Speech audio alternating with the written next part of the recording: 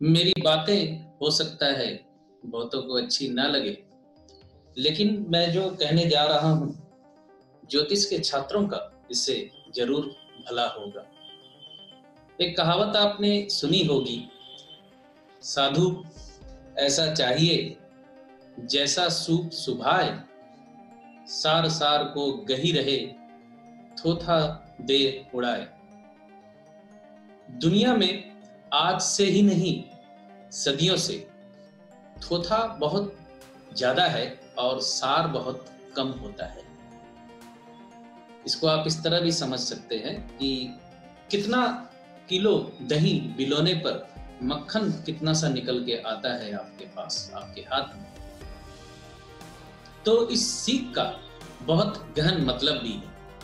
इसको ज्योतिष के संदर्भ या ज्योतिष की दृष्टि से देखिए और समझिए कि जैसे ज्योतिष शास्त्र में दशाओं की भरमार है, नियमों की भरमार है। इन दशाओं को ले या नियमों को ही लीजिए, बाजार में बिकने वाली हर पुस्तक या ज्योतिष का लिखा हर नियम सही ही नहीं है।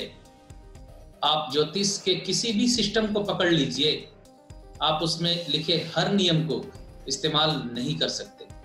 इसको दूसरे संदर्भ में अगर मैं कहूं कि युद्ध में अर्जुन जब तीर चला रहे थे तो उनके तर्कस में पड़े हुए हर तीर का इस्तेमाल वो एक ही बार में नहीं कर रहे थे। अलग अलग वक्त पे उन्होंने अलग अलग तीरों का इस्तेमाल किया। उसी तरह ज्योतिष में जितने भी नियम हैं, ज्योतिष के नए छात्र फेल इसलिए भी हो जाते हैं कि वो सारे नियमों को एक ही कुंडली और एक ही ग्रह पे इस्तेमाल करने की कोशिश करने लगते हैं। बहुत से नियम इस्तेमाल करने लायक हैं और बहुत से नियम इस्तेमाल करने लायक नहीं। भले ही आप इन नियमों को कितना भी पवित्र ऋषियों से जोड़ें या ईश्वर से जोड़ें। क्यों है ऐसी समस्या? ये समस्या इसलिए है कि वैदिक ऋषियों द्वारा प्रतिपादित नियमों में खुद के अनुसंधान के नाम पर या इतिहास में अपना नाम दर्ज करवाने के चक्कर में कई लोग इन नियमों से अपने अपने तरीके से खेल बैठे। कुछ ज्योतिष शास्त्र का भला कर गए और कुछ अपना नाम दर्ज करवाकर संतुष्ट हो गए अपने सिस्टम के नाम पर। भले ही वो सिस्टम, ज्योतिष का सिस्टम किसी के काम आया या नहीं आया। ऐसे बहुत से सिस्टम हैं जिसका इस्तेमाल लगभग नहीं होता है। दशाएं भी 70-80 से ज्यादा है, जिसमें कुछ दशाओं का नाम ही हम जानते हैं। जैसे विंशोत्तरी महादशा सबसे ज्यादा फेमस है, उसके बाद अष्टोत्तरी महादशा, उसके बाद त्रिभागी दशा, काल चक्र दशा, इस तरह बहुत सी दशाएं हैं। लेकिन जिन लोगों ने खेल किया, जिन लोगों ने अपने नियम जबरदस्ती चेपने की कोशिश की, उसका नुकसान नए छात्रों को हो गया, न्यू लर्नर को हो गया। बाद में अपने अनुभव से 100 जगह भटकने के बाद उन्हें भी समझ में आता है कि 70% तो बेकार की कवायद करते रह गए हम जिंदगी में।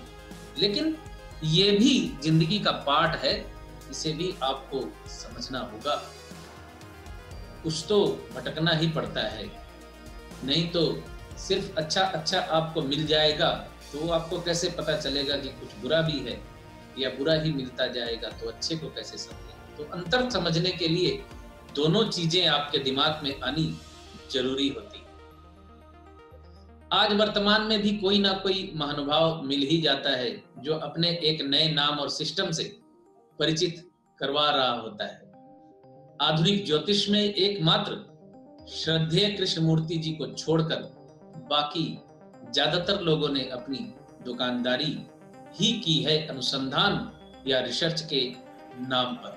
अनगणित ऊटपटांग सिस्टम उतारते रहे जिनका नाम मैं यहाँ नहीं बोलना चाहता, क्योंकि सीधे तौर पे किसी का नाम मैं लेना भी नहीं चाहता। उदाहरण के तौर पे वैदिक ज्योतिष के 2 या 3 नियमों का नाम मैं आपको बताना चाहूंगा, जैसे मांडी, गुलिका, अर्गला, अब समझिए जो पुराने ज्योतिष है वो अगर इसमें सर मारकर कुछ निकाल भी ले फलादेश किसी बिंदु पे तो फिर भी अलग बात है, लेकिन मुश्किल क्या आती है और क्यों आती है आप समझिए इस चीज को कि 27 नक्षत्रों के नाम भी ठीक से याद न रख पाने वाले लोग गुलिका मांडी बतियाने लगते हैं तो समस्या वहां खड़ी हो जाती है। जबकि एक हकीकत मैं आपके सामने कहना चाहूंगा कि कुंडली देखते वक्त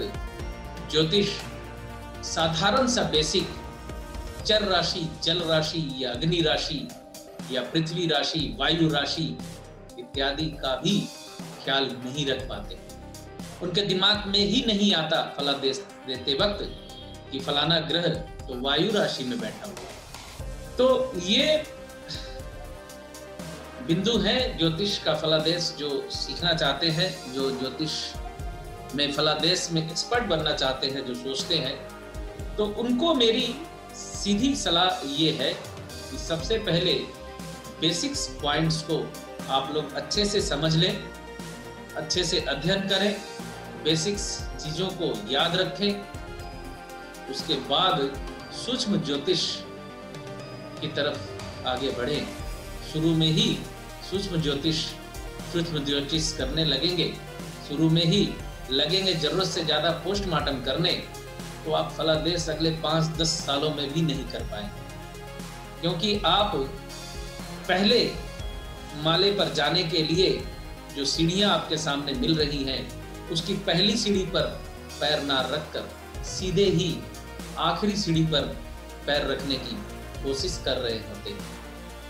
इजाजत दीजिए, एक साधारण छोटी सी चर्चा थी जो करने का मूड हुआ, मैंने कर लिया आप लोगों के साथ। वीडियो अच्छा लगे तो लाइक, शेयर एंड सब्सक्राइब भी जरूर कीजिए। और जो मित्र मुझसे जुड़े हुए हैं उन सबका मैं फिर से एक बार धन्यवाद करता हूँ। Thank you.